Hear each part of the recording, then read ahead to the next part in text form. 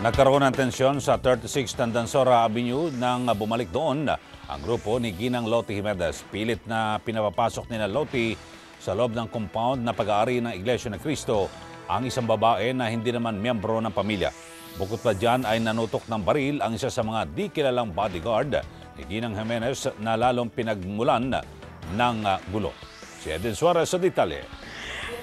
Yes, Ellie, bago yan, tahimik at payapa ang sitwasyon sa number 36 Tandansora Avenue bago at pagkaalis ng grupo ni Ginang Lolita Loti Jimenez para humarap sa isang press conference na isinagawa sa Microtel sa Quezon City.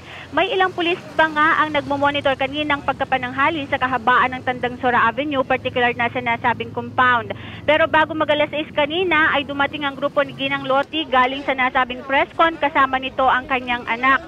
Nakahanda ng security personnel ng INC para matiyak ang kaayusan sa area sa pagpasok ni Ginang Loti sa compound ng 36 Tandansora. Nakapasok na sa gate si Ginang Loti kasunod ang anak na si Jem, pero pinigilan ng security personnel ang isang babae na makapasok sa loob na hindi naman kabilang sa miyembro ng pamilya Manalo. Nagpumilit ang babae na pumasok at hinila ito ng anak ni Ginang Loti papasok ng gate nang biglang magkabalyahan at magkagulo. Isang lalaki nakasombrero ang agad na sumugod at nambalya sa ilang security guard ng INC na lalong nagpagulo sa sitwasyon.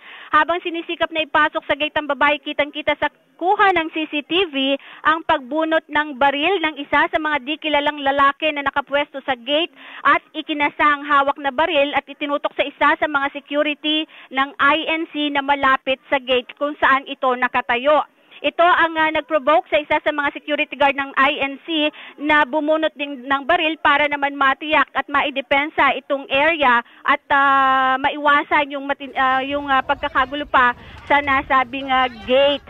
At doon sa pangyayari na yan ay bigla namang umentra yung isa sa mga kagawad ng media na nandyan sa area at tinanong yung mga security personnel ng INC kung bakit sila nanutok ng baril. Mukhang hindi niya nakita kasi yung pangyayari bago yung pagbunot ng baril ng security ng INC na meron muna sa mga security o bodyguard ni Ginang Loti Jimenez o yung galing dyan sa loob ng number 36 Tandansora compound na siyang unang bumunot, nagkasa at nanutok ng baril sa mga nandoon sa security ng INC na nandoon sa gate na ang nais lamang nila ay mapayapang makapasok sa nasabing compound si Ginang Jimenez at kanyang anak. Subalit talagang mahigpit ang mga security guard ng INC na may makapasok pa na ibang mga tao doon sa loob na hindi naman immediate member of the family.